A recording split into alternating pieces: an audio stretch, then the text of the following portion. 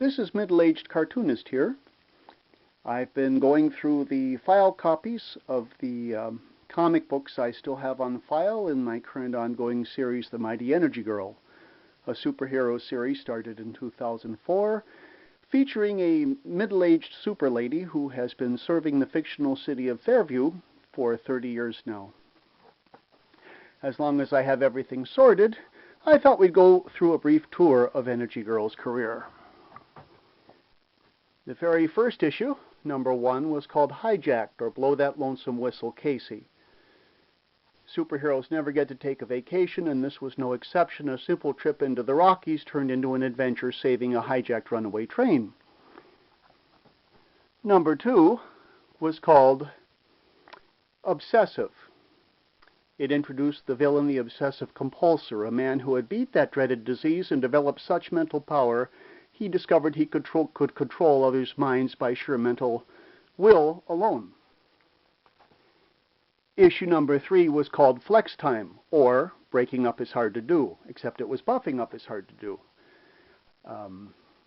Posing for publicity pictures with her ever larger muscles, the Mighty Energy Girl secretly inside was feeling very unwomanly. And this suppressed truth eventually led to trouble. All worked out in the end, though. Number 4 was never finished. This is issue number 5, Super Sunday. Not about football. It involved a trip to the fictional Middle Eastern country of Transjornia with the ever-lovable Jennifer Jeffers, the caustic, irascible newswoman who did not want or need protection until someone tried to assassinate her.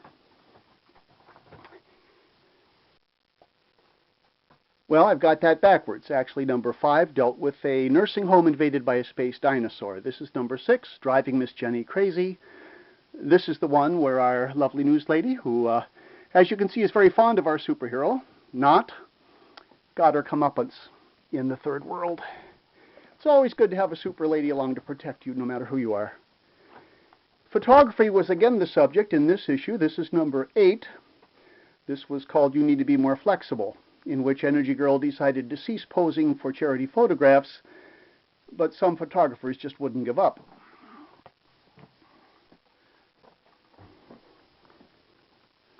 Photography returned in issue number 11, which was known simply as I Forget. Anyway, well, another vacation was ruined by a college kid with a camera who phoned in a false emergency just to photograph the mighty woman in action. She was not happy, and the action he ended up getting to photograph, which involved his brand new automobile, was not exactly what he had in mind. A nod to the big guys came with issue number 14, an issue called Crisis of Infinite Worths. Energy Girl and her husband, Cartoonist Man, had been serving together for some years. Unfortunately, she was born with her superpowers. He wasn't. He got his one minor power in an accident as a teenager, and by now he was longing for the life of a civilian, which led to, finally, an open conflict between the two of them, and it necessitated calling in Dr. Holly Pena, the famous hero psychologist. But in the end, they found out that with him working behind the scenes as a civilian, the two of them were even stronger. Issue number 15 was called simply, believe it or not, I Forget. Oh yes, the Revenge of Biff McFarland. Robert Biff McFarland, the media mogul of Fairview, hates the Mighty Energy Girl, and to find out why, we had to go back to 1973. Great story.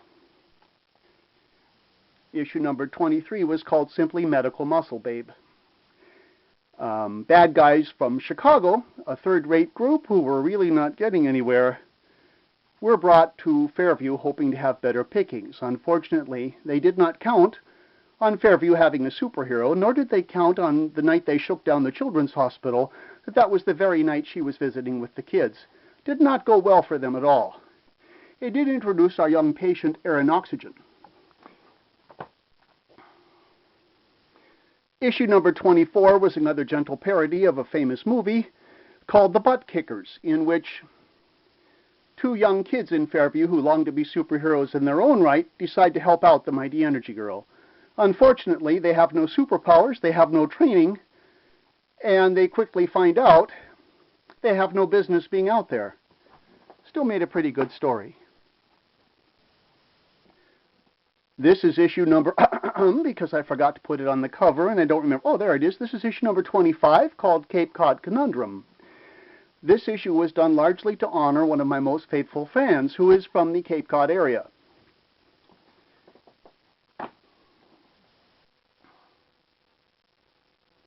Issue number 20 was called School's Out. Every summer in my universe, the heroes have to go in for training so they can be recertified to operate the following year. This particular year, our 30-year veteran found the training did not go particularly well. It introduced a particularly irascible trainer named Major Samuel Hassel, Major Hassel, and he managed to get our lovely lady's dander up to the point where she destroyed his tank and invalidated herself for the following year's service as a result. However, it was all a setup, because it was followed by the Lambastians. Caribbean swashbuckling pirates have taken over an oil tanker and are threatening to detonate it in American waters. Unfortunately for them, an unknown superhero from the Midwest is recruited to come out and fix their wagon, and she does. Issue number 26 was Homecoming. This is Jennifer Pletz, better known as Femtastic. We first met young Miss Pletz when she was in 2nd grade, and apparently a very shy civilian student who Energy Girl discovered to her surprise secretly had super strength just like she did, but saw it as a great curse instead of a great blessing, was very afraid of it, and despised herself.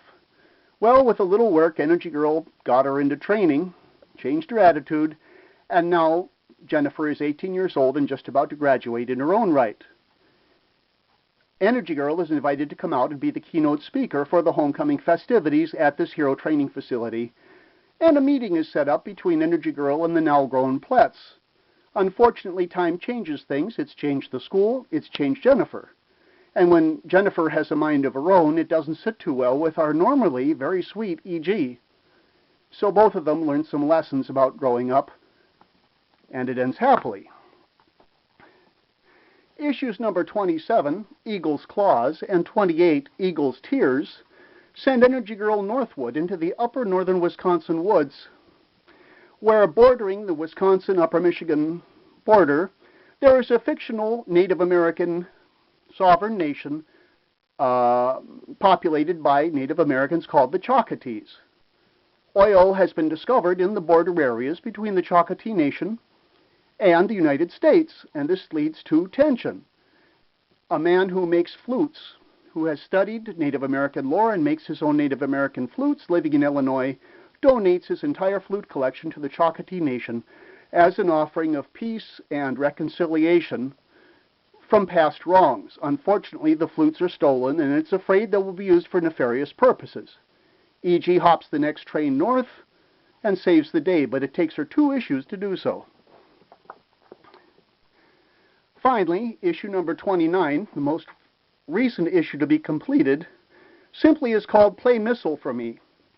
On yet another vacation where they won't let her just be a civilian, Energy Girl and her husband Stan are back in the oil field town where Stan grew up at a model rocket event sponsored by the local schools when E.G.'s sensitive nose picks up the certain smell of explosives.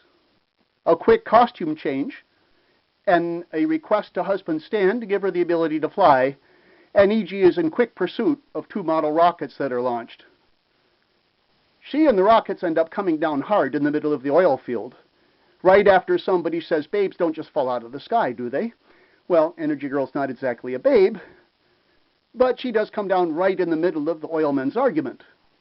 Made for a great story, if a bit unlikely. Now, in addition to these comic books, there are also about 35 shorter Energy Girl stories known as vignettes. These have been gathered in 3 collections. The vignettes of the Mighty Energy Girl Volumes 1, Volume 2, and the ever-popular Volume 3.